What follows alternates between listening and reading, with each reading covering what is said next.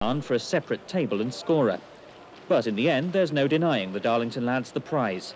For their veteran star performer, this is the pinnacle.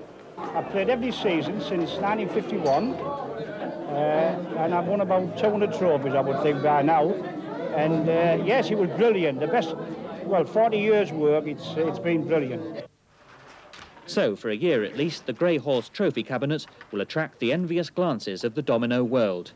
And if the team members get spots before their eyes, they can always shed a little tear for the day when their local stood astride the world. 40 years' work on his dominoes, eh? I'll bet. Now, we move now from an indoor sport to an outdoor one. In the next few days, it's time to take to the water for the Henley Royal Regatta. It's a big social occasion and a chance for the world's best oarsmen and women to shine. This year, 2 teams from York have been invited to take part. They plan to give the sport in the north a major boost. Wendy Homewood's been watching them in training on the River Ouse. Everybody who's anybody is there. A lot of those who go to watch probably don't know much about rowing. The Henley Royal Regatta is one of the events to be seen at during the English summer season. But to oarsmen, Henley's a lot more than an occasion on the social calendar. And down on the River Ouse in York, they're training hard. York Rowing Club and St Peter's School have been invited to send teams to take part in their sport's premier event. Anybody can enter, but the stewards at Henley ask those that are not sure of the quality of their rowing to go down and do qualifying races.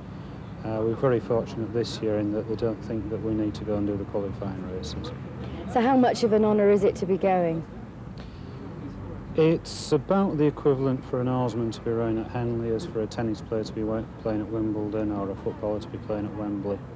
They're all about the equivalent. It's the Mecca for rowers. The teams from York will be competing in the Thames Cup, Henley's most prestigious event. They'll be facing stiff competition. Squads from America and Japan will also be taking part. I'm really excited for that game. So I've been waiting for it all season. I'm really pleased. I'm really pleased that I've been picked for the team because all year everybody in the squad has been aiming to try and get into the Henley Cruise, so you're really lucky to get picked for the team because there's quite a lot of competition for it. Even on a cool summer evening, training is hot work, which is why York Rowing Club went upstream in their specially designed black sweatshirts, but had discarded them by the time they came back.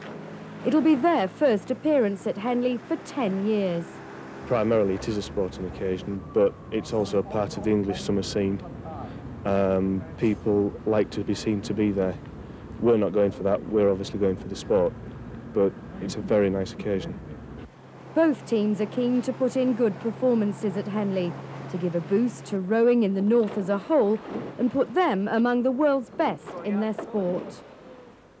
Wendy Homewood reporting from the banks of the Ouse, and there's a battle of a different kind being fought on another of our rivers, the Tees. In the red corner, specially clad volunteers wielding vicious knives. In the blue, a giant plant armed with a nasty chemical weapon. The giant hogweed has invaded our countryside over the past 100 years or so, but like many unwelcome invaders, it's been tried and convicted, and now sentence is being carried out.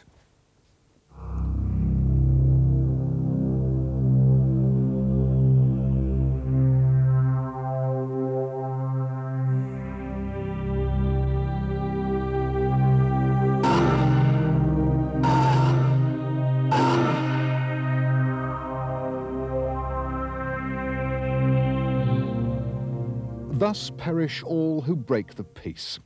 Heracleum mantigazianum, giant hogweed to its friends, not that it's got many, especially on the banks of the River Tees. Perhaps it's not surprising, though, for apart from its ability to spread quickly, it's not what you might call cuddly. It produces a chemical in sap and on the leaves which affects skin when exposed to sunlight. Nasty burns and blisters appear and can last several days. It can, and quite often leaves, a dark brown skin pigmentation. So there can be long-term effects, and in some cases, the burn can reoccur year after year after year. It's that unfriendly habit, alongside the fact that its 12-foot stature shades out native plants, which sealed its fate here on the banks of the Tees at Yarm. If we can cut back on the amount of seed that's produced next year by cutting the flowers back, we can reduce the amount of, growth that there's going to be the following year. The seeds can only grow, will usually only live for 3 or 4 years and then they'll die. So if we can hammer it hard enough for long enough, we should be able to get the plant under control. Giant hogweed is spread along most of the length of the Tees, which is one of the worst affected rivers in our region. It's a native of the Caucasus in Central Asia. Popular myth has it that the seeds arrived on sailing ships carrying timber from the Russian Baltic. Yarm was once a thriving inland port with ships of many nations docking there over the centuries. The reality, though, is likely to be less romantic.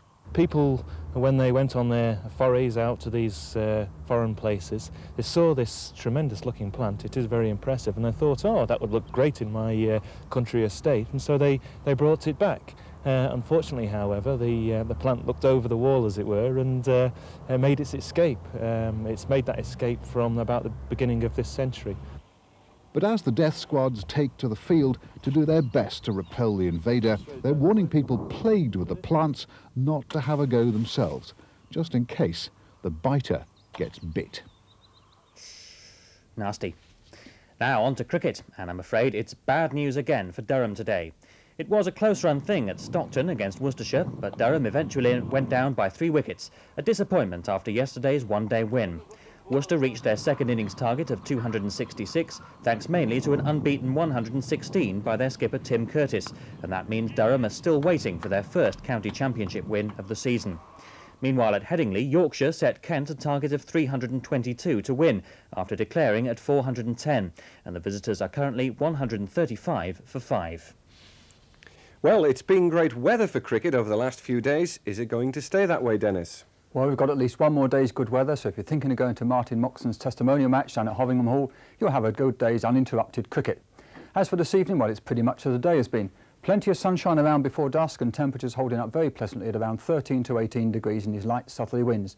After dusk, however, the temperatures are going to fall away, but it will be warmer than it has been recently. Around 8 degrees up here in the Pennines, but along the coast a degree or two warmer at around 11. Tomorrow morning, starting dry and sunny once again, but as the day goes on, temperatures are going to build up to a maximum of 22 degrees Celsius inland, but much cooler on the coast at 13. Make the most of those high temperatures, however, because the outlook is for colder and cloudier weather to come in. Thanks, Dennis. He's off on his travels again now, and we'll have Bob Rust with us for a fortnight. Dawn might have recovered from her sore throat tomorrow, but whatever the weather, we'll be back with another look round our region. Including the expert who says part of our coastline is under threat. Report on that tomorrow evening. For now, good night. Good night.